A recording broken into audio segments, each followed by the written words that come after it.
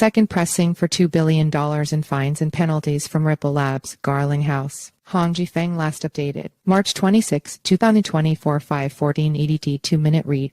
Ripple is facing a substantial legal challenge as the U.S. Securities and Exchange Commission SEC seeks $2 billion in fines and penalties against the company. Ripple Labs CEO Brad Garlinghouse recently published a post on social media saying that the SEC intends to ask the judge for $2 billion in a lawsuit that involved no allegations, let alone findings of fraud or reckless behavior. Second, to ask $2 billion in fines and penalties from Ripple. Stuart Alderoty, chief legal officer at Ripple, also confirmed in another post that the SEC's brief will be made public on Tuesday, detailing the fine request. Our response will be filed next month, said Alderoty. But as we all have seen time and again, this is a regulator that trades in statements that are false, mischaracterized, and designed to mislead. They stayed true to form here. Rather than faithfully apply the law, the SEC remains bent on wanting to punish and intimidate Ripple and the industry at large, added Alderoty. Alderoty believed that the court will handle the remedies phase with fairness. Garlinghouse also replied to Alderoty's post heavily, criticizing the commission's chair Gary Gensler for the wrongdoings. Gensler second has repeatedly acted outside the law,